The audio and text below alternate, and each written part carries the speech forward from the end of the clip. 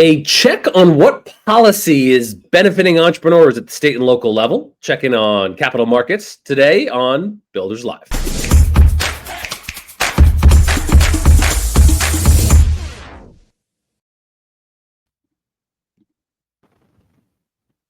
Hey, I'm Chris Hwang. I'm the co-founder and CEO of Technically, the news organization with a community of technologists and entrepreneurs currently experiencing allergies, not sick, but congested.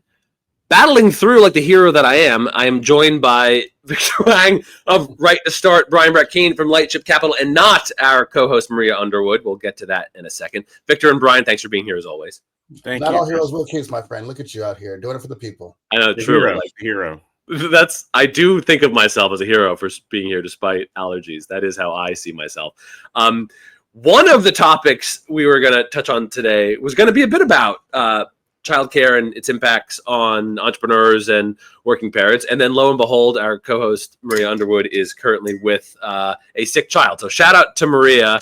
Thank you for representing that topic. We'll at some point come to, but not on today's episode. We'll get her views from the front lines. She might rank as a bit of more of a hero than you are, Chris. Yeah, I regret that I agree with you, Victor. But before we get to that, including some policy successes and progress and lessons you're seeing, Victor, and some from the capital markets in your portfolio, Brian. Before we get to that, let's start what has become a bit of our tradition. It's been a month since we've checked in. What are some bright lights you're seeing ecosystem building either from the past or upcoming? Victor, what are you seeing that you're excited by at the moment? Well, right now we're getting ready to launch and announce our national campaign in honor and celebration of America's 250th birthday. Next week is Global Entrepreneurship Congress, which I know you'll be at, Chris, for sure. Yes. And we're going to have an opportunity to do a groundbreaking event for this campaign. We call it America the Entrepreneurial. And the whole idea is to renew our nation's entrepreneurial promise. It's a voice and an issue that's been lost in American life. And if you think about, our big debates in this country, entrepreneurship is almost never in there, but it should be. And so that's the plan, is to get it into the American discourse. Our plan is to get 250,000 Americans involved in the 250th birthday for this country. And we do call it the startup birthday of America. It's not just a normal birthday, it's a startup birthday, because this was the great startup nation of the world. And of course, alluding to next year, 2026, the 250th anniversary of the American Revolution, and gearing up now. So cities around the country are gearing that up. I was teasing Victor that we'll have to make sure that my hometown of Philadelphia is included, given that it is so much the center of the American Revolution. But we also report many cities and are finding so many great communities are having their plans. So Victor, I'm thrilled that you're taking that leadership. Brian, what do you got as for bright lights? I attended the Milken conference a couple of weeks ago, and I missed what you said. What conference? The Milken conference. Yeah. It was really heartened to see that, amongst the right and the left, if we want to kind of use those terms, a lot of agreement on this area of entrepreneurship, a lot of agreement around growth, a lot of agreement around making sure everybody gets a chance. Different words for the same goals, right? Democrats want equity. Republicans want a fair shot for everyone, right? But after you get away from the word salad, the goals are exactly the same. And so I was a little heartened to see that we're not as far apart, at least on the topic of entrepreneurship, as you would think. Yeah, what a theme of our conversations, and we have a bit of reporting coming technically on that very same topic around how much can we get to the right language to describe that entrepreneurship. And maybe I'll make that my bright light before we move on. I'm super obsessed. It's been a long soapbox issue of mine in my own reporting of the separation between new and small business. We want and love small business for a lot of cultural reasons, but it's new business that sometimes in the research shows up as firms that are 10 years or younger, but sometimes it shows up as those that are 3 years or younger near their formation. They poll enormously well. And when you look at the different surveys, sometimes it's small business is how it's framed in the survey. Sometimes it's about the entrepreneur, as Victor, you so often call out, and Right to Start itself has done some of this research. It shows up different ways, but almost no matter how you ask it, something about person taking idea and creating a thing right, left, and center, within boundaries, almost any demographic, social, cultural, age, it polls really well. So that showed up again more recently in some work that we've done. So I'm going to count that as my bright light. We're a nation of Davids, not Goliaths, and I think there's a sense that the Goliaths have somehow run amok, and too much of our thinking is about top down. And this is a nation that was built on the spirit of bottom up. It's always learning, it's always imperfect, but it's always trying to get more perfect. But I think at the very core of it, that everyone agrees on, like you were saying, Brian, it's the idea that, David deserves a shot. Give him a rock, give him a slingshot, give her a rock, give her a slingshot. We all deserve a chance. I think that really is sort of what keeps the country bonded together, and we've lost sight of that. And I think entrepreneurship and the entrepreneurial spirit are right in there. Even if you're not starting a business, you have to identify with that spirit, right? Which I think everybody does in this country. It's like, this is our polling at Right to Start. 94% of Americans think this issue is important to the future of the country. So you just have to take out the buzzwords and kind of get to the plain English description of it. That's right. I've used it in different contexts, and it shows up in a different context. But the Steinbeck line that has showed up in more than one technically report through the years, that all Americans are just temporarily embarrassed millionaires, has long for me helped explain our relationship to tax policy, how we think around entrepreneurship, that we all kind of think of ourselves as one step away from the corner. I've heard the quote used to describe why lottery sales work, but I think it also describes why entrepreneurship and why we think of our relationship. I think you're at, Victor, maybe this is a way that I can segue in. I think the big looming conversation is, can we still hold on to that? The famous Ben Franklin line of, we have a republic so long as you can keep it. There's we have an entrepreneurial identity so long as we can keep it. So, Victor, I picture you very much at the front lines of keeping that entrepreneurial spirit. Can we do a check-in on what have you learned? What are you thinking on the Right to Start journey of the last few years? I'm thinking particularly, for my purposes, what policies, either examples or trends that you're seeing at state and local levels? What have you been learning so far? What are some updates on the Right to Start journey? And yeah, let's go from there. Well, we've definitely learned a lot. It's been 5 years now, and in those 5 years, we have a footprint in 34 states, and we've done something in all 50 states at this point. Some of the big lessons we've learned is every city and state are just so different from each other, and they all want common tools like the language, they want the data, they want ideas from other states. But this is America. Every city and every state wants to do it their own way, and no one's going to take a model because you said, hey, this worked in another state. They're not just going to adopt it wholesale. They're going to make it their own. And that's beautiful. And so we're doing a lot of that work. And so just a few weeks ago, I think this was after our last time, the state of Indiana, Governor Braun of Indiana signed into law the new Right to Start Act there. And just in time for the Global Entrepreneurship Congress next week. But it creates an Office of Entrepreneurship that becomes legislatively official now. And he'd already had one, but now it's actually enshrined in law that every governor should have an Office of Entrepreneurship. And that person's job is to coordinate all the different entrepreneurship related issues that affect the people trying to start and build their own thing. So, but that's, and I think if there's probably one thing that seemed really common is that the idea that you should put someone in charge. If you're a city, a county, a state, put someone in charge of entrepreneurship, because very few states actually have those. And so it's just a great opportunity. In theory, an easy win. But you'd be surprised, in every state, it's very hard to pull that off, because there's just so many issues that affect entrepreneurs. And we've really approached it as saying it's a 360-degree issue. There's so many things that affect entrepreneurs. You can't just have one program or one tax cut or one, capital fund. You've got to think of it as a holistic issue. So that's been our learning. There's a lot of different ways to do it. A lot of cities and states just want to put one person in charge as an easy first step, but it's never that easy, because every state and city is complicated. I want to dig more into some policy examples, but top of mind for me, I just had a conversation with Rob Williams of SourceLink, also a longtime ecosystem guy, but he has some more traditional economic development training too. And we got into this conversation after Dale Guinness from IEDC, who also, when he was at the Kansas City Fed, was influential in a lot of ecosystem building work.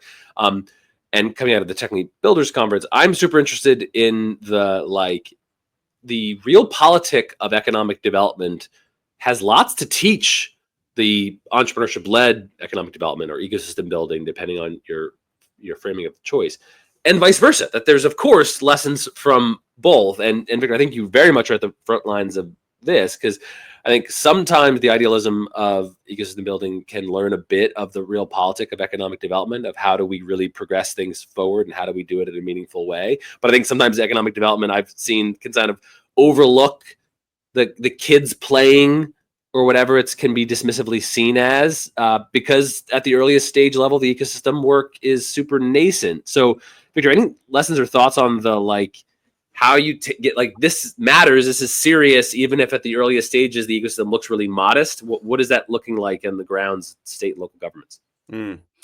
That's a great line of thinking.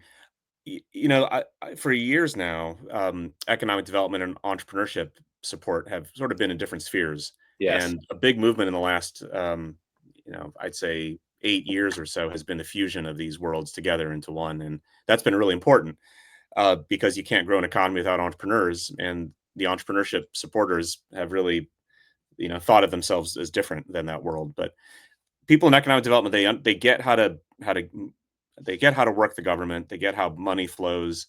They know how to speak the language of politics because they have to. They've been doing it for 50 plus years in that sector now. The way the sector runs, they understand that you have to have photograph moments like groundbreakings or events. You need personal stories. Stories move politicians really powerfully. They move laws. They move changes. You have to really speak an ordinary language. You can't even use the word ecosystem that often either. I mean, that makes people, freak out.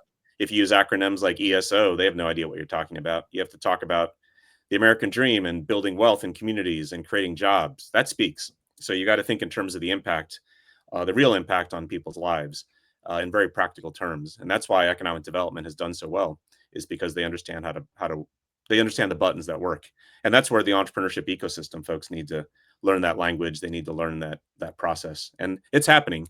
But it definitely is. It's like a meeting of minds that's going on right now.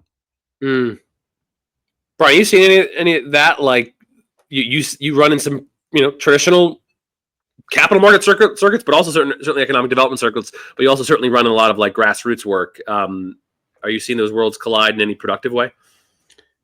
Oh, the productive way part of this question is what ruins it, because I've seen it in quite an unproductive ways.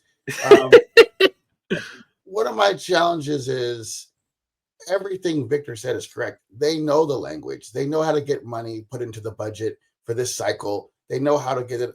They speak that side really well. The best ones are bilingual, right? The best ones, they speak entrepreneur and they speak government, and they become like this cartilage in between. The worst ones have been doing that so long that they believe that they are the savior, that they are the ones that need to allot dollars or pick winners, or right. And I think when you go from providing a fertile land, right, to trying to be the product, sometimes it doesn't help people move people forward. I want to make that first point. The second point I want to make is best and worst, or even no practice, is highly, highly aligned with city and opportunity size. What happens is sometimes you get to be, let's say, Miami, and you're like, oh, we're good. It's great. It's great. I don't have to do anything anymore. I've got the sun. People will move here. It'll work out organically and by itself, right? Then you have then you have Indiana, right? It's like, okay, not as sunny. We're going to lean in, right? We're going to have these amazing people like David Adams and others, like the previous governor, Mitch Daniels, did a lot of great work in this space, right? They're really, really locked in. Ohio's very, very locked in. And so I'm not seeing a lot of overlap where someone like Miami, Philadelphia, Chicago, Detroit is doing the same exact kind of good work than in Indiana and Ohio, overlapping those two things. Victor, let me push you for more examples or what you're seeing, maybe plug here where you're positioning people. Well, let's start there. Tell us a little bit about what the right to start infrastructure looks like. You mentioned putting some people on the ground. Share a little bit about why, where. Tell us, give some of that. Sure. We just in the last few weeks brought on board 5 new state coalition managers. So we're building. Eventually, the plan is to have coalitions in all 50 states. We've had 2 so far in Indiana and Arkansas. So Courtney Zogg in Indiana and Allison Williams in Arkansas have been our state coalition managers. 5 more now. Paula Pingle in North Carolina, Mel Martin in Michigan, Cameron Law in California, Jim Malley in Missouri, Barbie Armstrong in New York, and they're just fantastic people. It actually inspires me we're getting such talent here that people, they care about entrepreneurship passionately. They care about change in civic life, and they care about this sort of this issue of sort of the entrepreneurial spirit is deep in the American DNA, and how it's the path to pull this country out of so many things that we're stuck in right now. So the people are there. In some ways, I think it's so much of what's good about America, and I know polling shows this as well. It's still there at the local level. Like, people think the country is screwed, but my community is, we're doing okay. And I think so much of it is the national narrative is disconnected from the reality on the ground. And I've been out there in so many communities. I've taken 3 road trips across the country in 3 years now. And this country is at the local level it's all right. It's not perfect, but it's all right. You can feel the good energy of forward progress. It's only when you read the headlines, on the major news sites that you think the country is going to hell. But it's going to be self-fulfilling if we don't fix it. Like, you can't just keep pounding people with these negative stories over and over without it having effect on what's happening at the local level. So I think it's there's a lot of good stuff that's going on out there. Can you say a little more? What are those? Sorry, it's ecosystem. What's the title? The managers at the state. What are they doing? Give us a little bit of that. Yeah, coalition managers. Their job is to build an organized voice for entrepreneurship in these states, and it's part of it can be policy, but it's also, more importantly, it's broader civic change. It's the narrative. It's the lifting up this issue in American life, and that doesn't have to be legislative. That could be talking to your neighbors, talking to your friends, how this issue shows up in school board meetings, in workforce commissions, in community colleges, in schools and classrooms across the country. So that's the thing, is we have to make this into a citizen discussed issue. It's amazing to me how, when people talk about, like, for instance, I want to help my community out, or I'm giving time for public service. They never include, like, I'm helping someone start a new business as a form of public service. Public services, I help the homeless, I help the people, I help broken soup kitchens, I help blood drives. That's all great, and I've done all those things.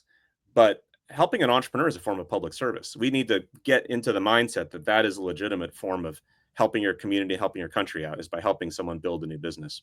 Can I let me push you on that, because maybe I haven't experienced that too. Now, the obvious reason someone would protest right there, Victor, is say, like, the perception we have is that helping entrepreneurs is like rich people shit, to put it bluntly, and that how the heck can you think of that as community service? So maybe say more about why you do view it as community service, because that would be the objection when you put right. I think that's been the issue, is now we think, all right, great that they started a business, and congrats to you, Zook, and Elon, you guys have made billions. Good for you. And we'll use your services and products. What is lost is the ripple effect of entrepreneurship in wealth building and communities, and for raising entrepreneurship, lifting entrepreneurship fights poverty. Every 1% increase in entrepreneurship correlates to a 2% decrease in poverty in a state.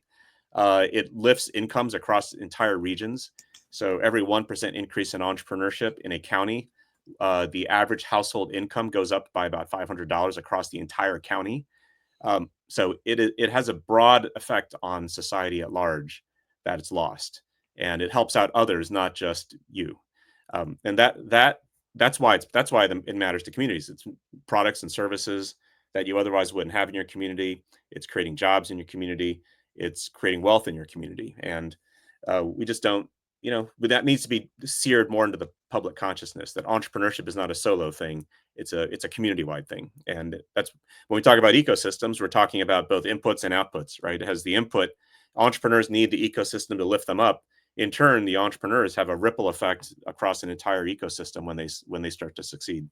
And so we need to make that part of the public consciousness. It just hasn't been.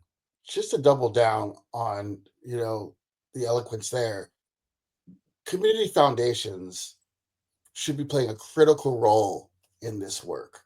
And you ask anyone across the country, they'll tell you, behind closed doors, quite quietly, like, look, I'm paid to give out money for blankets, for shelters, to food banks.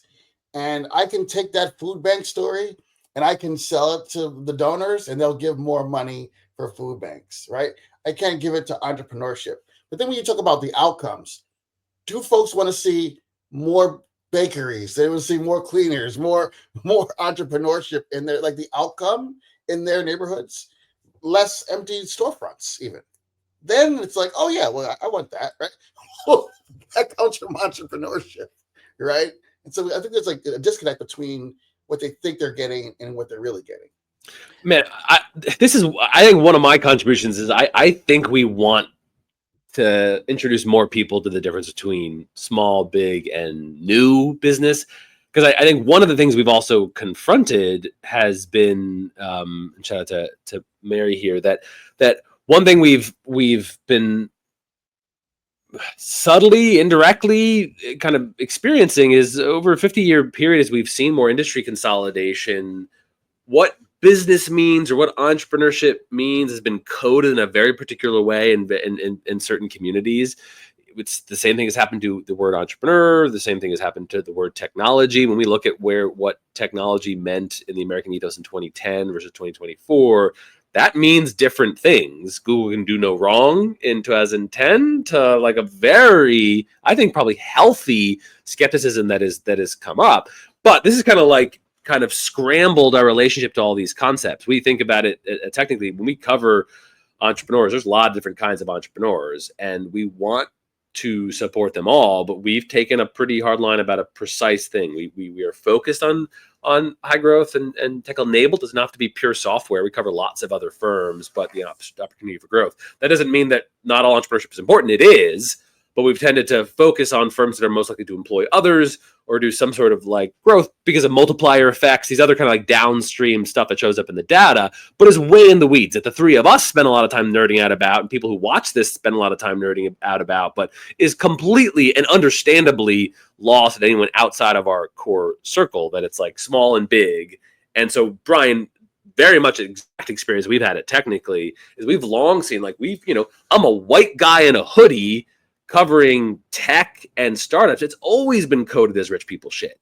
And we've like tried to articulate, look at the coverage, it's not what it is, but from a distance it's looked like that. So Victor, maybe let me ask one last thing. I want to go to a couple other topics here, but on the policy front, because I think we're threading a line that you want to like make the case and reclaim what we mean by this, because I think in some settings it's just like tuned out as being not worth addressing.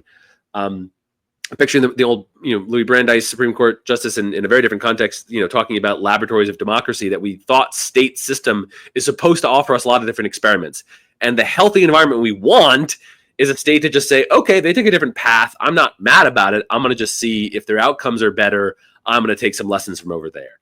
And economic development, we've seen some of that, but is that kind of what you're hoping for out of the entrepreneurship work, Victor, where like, hey, let's have some natural experiments and say, this seems to be working over here. Give us a little bit more about what you're seeing. A little bit more there. Well, I mean, I think that is what makes this country stand out in the world.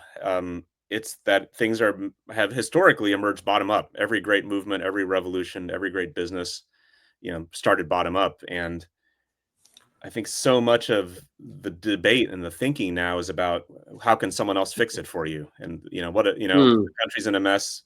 Better get the plumber to fix it, as opposed to we can do this. Like, this is not conceptually that difficult. It's just politically difficult. It's just because it's so easy for our leaders to take advantage of our attention by putting out polarizing ideas these days, and they trigger lots of people. Just use one word and you trigger like a audience of thousands. It's dumb, but that's the way we are right now.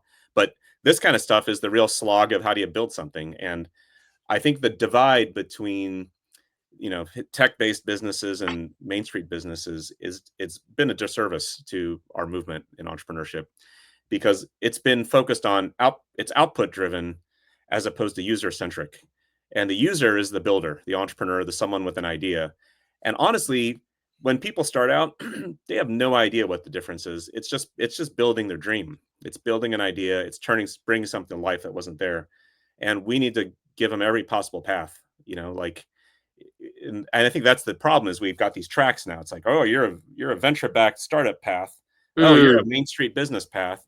Oh, you're just a side gig, you know, or a side hustle. Like, and we kind of put them into different tracks and we stereotype them, and thereby you limit their growth.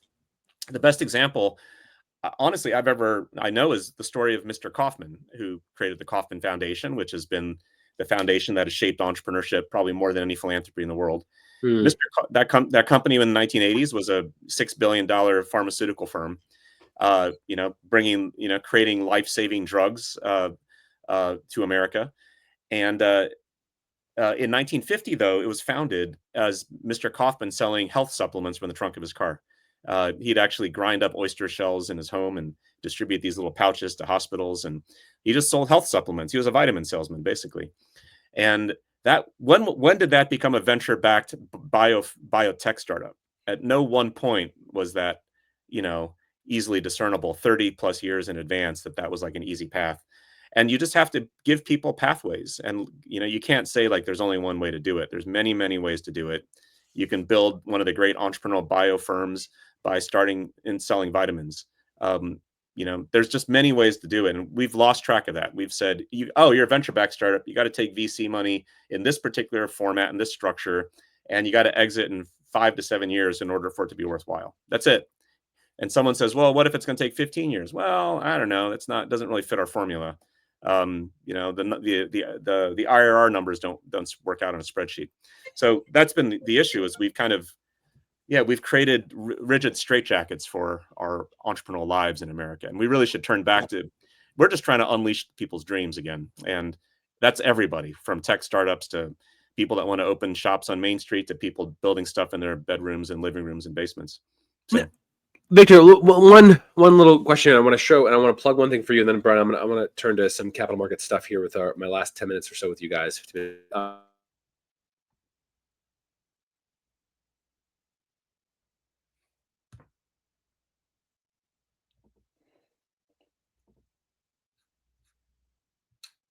Well, I think part of the problem of living in Philadelphia is it's the oldest infrastructure in the country as well. It's like Chris Cackle.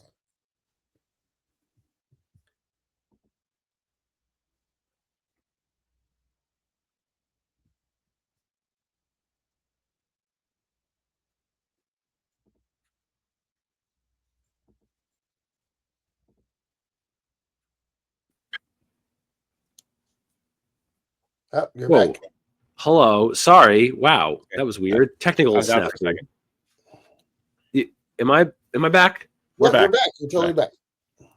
Weird. Sorry. Not a good time. Post. Yeah, we'll fix it in post. We will not fix it in post. Very much admire, Victor, you giving us a language. My quibble only is I've appreciated in certain settings us getting the language down that there are different kinds of businesses, because I do find myself trying to talk through with people, or even our reporting, try to understand solopreneurship is super important. It is a different thing than, you know, building a profitable company that employs people. It's a different thing than a high growth VC backed firm that we're like trying to, you know, be a first mover advantage and grow as fast as we possibly can to get a very small niche. I guess just say a little bit more about why some of the differentiation in certain settings seems important. So it's like a line that I want to make, that I hear you saying to a broader world, we want to present a united front that entrepreneurship is important. Not that we want to give up the idea that we've learned some lessons that there are different kinds of businesses that need different tools. Fair enough? Right. Yeah, no, I think that's right. I think the issue, well, there's several different issues. One is that we've siloed the language and the way we actually support those entrepreneurs. So like, you know, entrepreneurs, they have an idea, you know, they'll go to a VC firm doing tech-based investing to get capital, and the VC firm will say, we don't do, they're trying to build, a bakery, let's say, and the VC firm will say, we don't do that stuff. And then they'll say, well, where do I go? And they'll say, a bank. Then they go to the bank and they'll say, I'd like to build this bakery. And the bank will say, well, do you have 3 years of financial statements and do you have a lot of collateral? And they'll say, no. And the bank will say, well, you better apply for a government grant. And they'll go to a government grant. And then they got to go through that whole process. And that's, anyways, people get bounced around a lot in this stuff. And it's because we've siloed it all out, where there isn't, it's like a user experience gone bad, right? Like you think it's like when you call the corporation up and someone keeps referring you, I got a problem with this product, it's not working. And they said, oh, we can't help you here. Here's another phone number to call. And then you got to call them like the next day. Oh, we only work between 9 to 5. And you can call the next day and they say, oh, sorry, wrong office. Or we can do half the problem. You got to call another office for the other half of the problem. And they're only open 8 to 3 or whatever. And then it's like, that's what the entrepreneurial experience is like right now. And so we've let it silo out the way we think about it, the way we support entrepreneurs, all the resources.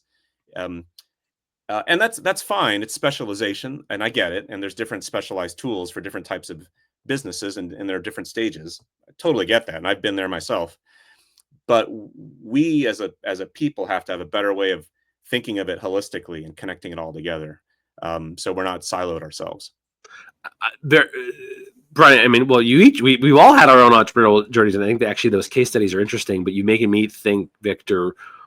One of the reasons, there are many, one of the reasons we saw this flourishing of entrepreneurial or founder or startup ecosystems or whatever communities in the 2010s was we had a little uptick in a certain kind of entrepreneur post-Great Recession, not broad-based, but like a certain kind. And I identified with that. And I can remember when me and 2 friends wanted to start a news org, but we wanted to do it entirely differently.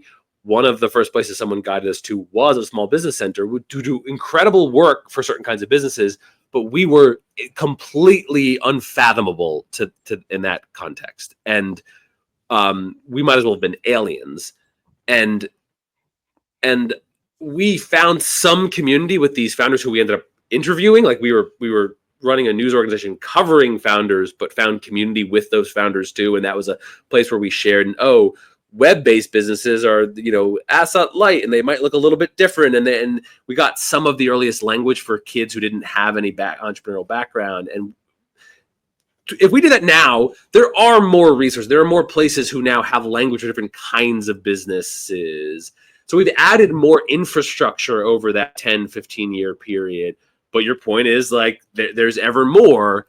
And yeah, so I guess I'm not saying anything new. One thing I want to plug though, just Victor, maybe just touch on this and we'll move, but I think maybe we end up talking a little bit about the policies you're seeing. I've appreciated what you guys are beginning to build out over at Right to Start. Victor, maybe just walk us through this. You have some division for local, state, federal policymakers. You have some recommendations here. What are we seeing? What are you seeing in terms of your recommendations when you first talk to a state or a local government? Are there basics? I know you said there's a lot of differences, but is there any similarities that you're seeing? To give us a little bit of what your guidance for folks look like. Yeah, there's a few different themes. One is put someone in charge of entrepreneurship. So right. That Office of Entrepreneurship, an entrepreneurship czar, someone to coordinate policymaking. And so when you think about what affects entrepreneurs, it's everything, right? It's not just red tape and taxes, which are critical, of course, but it's also the way economic development's done, the way we train our workforce, the way we educate, the way healthcare and childcare work, capital access. There's so many different aspects of entrepreneurship. And so having someone to even think about all that, if no one's in charge, then nothing gets done. So putting someone in charge has been key.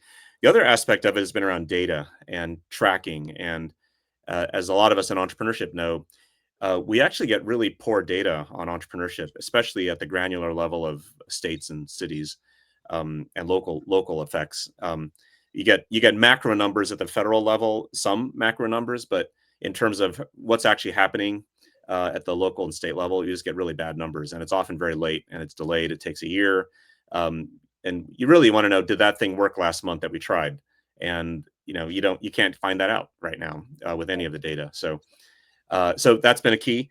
And then I think a big part of it is just the storytelling that happens. So bringing the entrepreneurs into the process, where every community is different, every state's different. When you bring the actual entrepreneurs in to talk about the issues they're dealing with, it unlocks a whole bunch of conversations, because entrepreneurs rarely have the time to speak up on their own, because one, it takes time to figure out what to talk about, who to talk to, where do you go, when do you do it? Like people just don't know this stuff. So if you create channels for those voices to come out, then leaders hear it and then they're like, yeah, I should do something about this. That I've seen that over and over again, which is just to raise the story. Someone will say, I never even knew that was an issue. I've never met someone who actually is doing this right now, because entrepreneurs are too busy hustling. So getting the stories in at every level, the real life examples of what's happening, it has a fundamental effect on the civic leader and the policymaker response.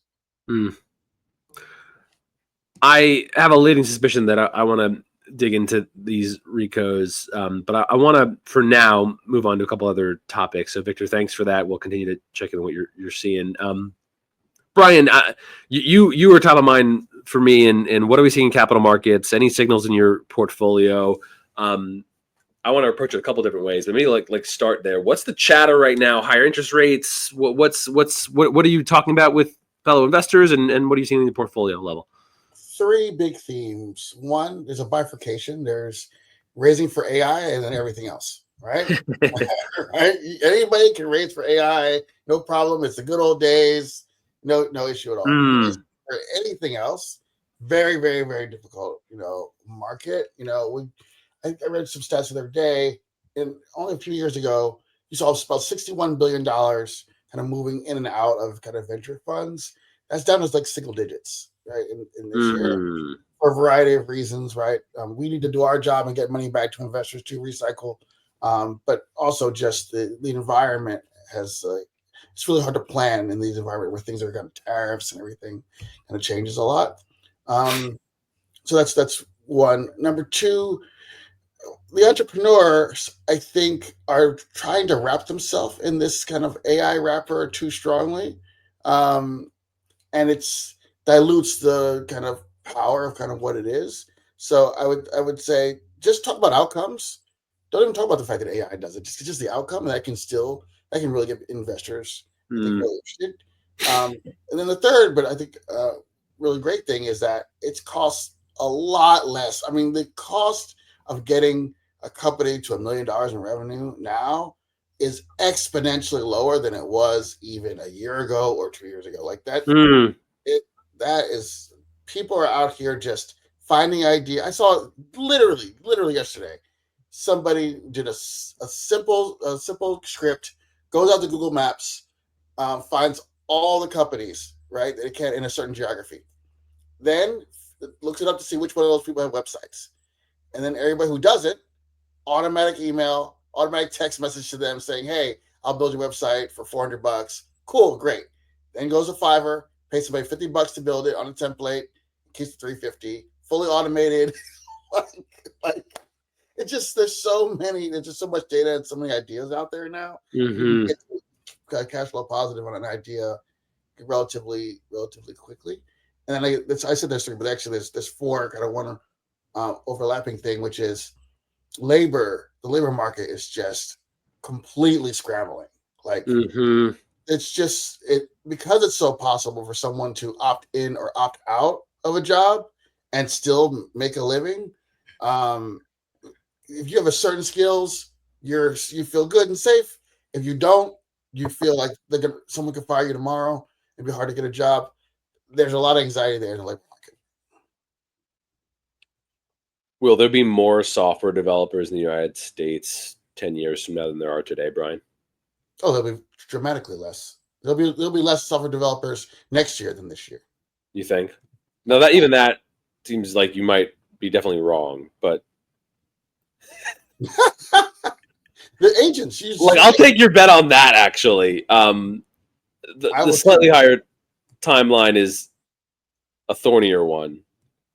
I think what you're seeing is senior devs absolutely will continue to exist, but then they will have lots of agents working for them. And those early devs, those folks that are coming out of those code schools and kind of learning their chops and things, current agents can do that level of work today, like right this second. And that's one of the challenges in the labor market. So one thing that is fun that I'm a believer of, I love the idea that a bet is a tax on bullshit, and something that I love, and many friends and I are constantly doing this. Like I say, let's take a bet on that. And if anything, I think probably the three of us and Maria, we should do more often. We should take hard bets because nothing's more fun than a hard bet. Next year, I'll take your bet and say you're wrong, and I'll find a data point and I'll get it together in an item. And I think there'll be more software developers in the United States next year than there are today by some index. So I'll get that number. Let's take that bet. I've got the bet for you too. I was in Philly this weekend, had an Angelo's cheesesteak. It was phenomenal. Lines out the door. So what you will do, or I will do, but probably you will stand in that line. Okay. Get me my cheesesteak. You will bring it to me as I love it. Casually at a nice table in the park there. I want you to bring me a folding chair and everything, and then serve it to me when I'm right about that. I love it. All right, so I'm going to thread this by saying we're going to get Victor to come to Philly. Your tuxedo when he serves it. All right. I like this. This is high stakes. All right. So, and Victor will be there to be there because we'll be doing the America 250. We'll include there in Philly. So we have a bet on the number of software developers here to next year, a year out. That's fascinating. The longer trend line, all bets are off for me. I don't take that bet necessarily when you start taking that out a little bit, because either Jevons paradox, it's going to just change the job and we'll have a lot more because the cost will go so low that we'll be doing so much more. Or you just say this time is different and it's so different. Now, the way it relates to these conversations is we saw in the 2010s in a lot of markets we cover, and we always thought that you had this interesting coalition of tech meetups, tech communities, tech groups, tech identity, tech workforce, kind of married alongside entrepreneurship engagement, entrepreneurship support. And that they didn't necessarily have to go together. Some ecosystems fuse them together, and I thought it was a really productive one in the 2010s. Right now, I'm not sure how that coalition works. I do think some of the workforce folks we already see kind of like, maybe it's now lab tech, or it's kind of like moving a little bit around, or maybe we're going to regulated industries that will still need to have to have in person and a certain kind of employment levels or union-based stuff. Like there's other big macro trends that can keep those numbers up. But how much the combination of how much that coalition stands? Because Victor, I've heard you talk about workforce backs into some of your entrepreneurship stuff, and that's been true for your whole career. Is any part of you being like, is that changing right now? Is the workforce necessity changing at all, or have you not shifted to that opinion yet? Oh no, this has been. Well, look, if AI is going to be able to do basic dev skills, as Brian was saying, and it could do that level of work in almost every industry. It can basically do the entry level work in any kind of industry that requires kind of data or using knowledge somehow. Where does that leave us as human beings? And it's the stuff that AI has a hard time doing, which is thinking out of the box, building stuff by hand, working directly with customers, understanding complex workflows, understanding complexity of the world, finding the nuance and opportunity that most people miss because you're closer to the ground. That stuff AI has a really hard time doing, and maybe we'll never be able to fully do it just because real life is so messy that you can't actually translate all the inputs of real life into a data flow that AI can process. Who knows? I mean, but that's a long ways out when that's even going to be an issue. I think where we are is we need to be more entrepreneurial as a people, as a species. And that's where entrepreneurship plays in, which is entrepreneurial skills as a form of workforce development now in an age where AI replaces basic skills that people have been learning is going to be critical, because that's where we as creative, creatures are unique. It goes. I mean, these are old Star Trek episodes, right? Like what makes the human race, survive, and on the old Star Trek episodes, it was that we're creative. We're able to work together when we need to. We can solve problems that are so messy and complex that other species just weren't able to solve. That's kind of that. All that is still true, right? And it was sort of the foresight of Star Trek that even when technology takes us to the stars, that you still need that human ingenuity that is there's a spark of it that's still really hard to turn into a machine. We're about to wrap, but I'm gonna trot out. I think I literally got partially booed for this take, like in 2023. So it's a good one. But like in that height of like post-pandemic initially, are more office time, less office time? Offices all go away? Not at all. I trotted out the idea that I think I still believe, which that I would bet you could chart over time the ease with which you're able to do your job remotely could be predictive of how likely your job is to be replaced or at least reduced through AI related tools. And the logic was that can be low paying and high paying, call center and software development. But just if it was mostly because robotics was where we were lagging, but some of the most predictive work is where we were seeing automation move most rapidly, that's what was going to go away. And so I was saying on this panel that I think I got booed for that like maybe you do want to make sure your job requires some in-person stuff, not because you're just trying to make a boss happy, but because does some part of your job require whatever it is, it's going to be different in every industry, but does it require some sort of interfacing in person? Because that's probably what looked to me like the thing that might stick around longest about your job, and whatever you can do hold away in your basement might be the thing that most likely could be taken away. I think I got booed for that. Do either of you like have any sense of the index of can you do it remotely? You can get replaced sooner. Well, I don't think either Brian or I get booed nearly as much as you, Chris. Yeah, I'm in Philly. I adore it. Booing is part of both our tech events, and this is part of the fabric. I would say my framework I like to use is the word agent in the title. So if customer service agent, travel agent, if the agent suggests a repetition of task, that tends to lead to easy automation. That's my little sleight of hand. Hard. I think, there was that experiment someone did recently where they replicated a startup with a bunch of AI agents working in a startup team. Like they had AI agents for every different startup role, and they said, "Can AI build a great new startup company with like a team of people, different expertise areas?" And they totally flopped. Like they couldn't get out of their own way. And I think it's when things are really, really messy, when the inputs, the ideas, the understanding of human complexity and the markets and needs, those are all really hard and nuanced. And I think that's what you mean by in person. And you can still get that on Zoom too, right? Like you can be virtual, but still work in like the nuance of human to human interaction and design and product development and solutions engineering. That's stuff that AI has a tough time conceptualizing. On implementation, where it needs to be just sort of more rote or mechanical, then AI is going to be able to do a lot of that stuff, and probably already is. So I think, it doesn't have to be in person per se, but it has to be the messiness of human to human is where I think we've still got a really powerful future. In fact, that's the hope, is that the AI tools help us do that even better. But that requires everyone to learn how to do that, right? And we have to all be more entrepreneurial. We all have to have these skills. And that's where we have to change the very fabric of how we educate, how we train, how we think about growth. That's got to be very different.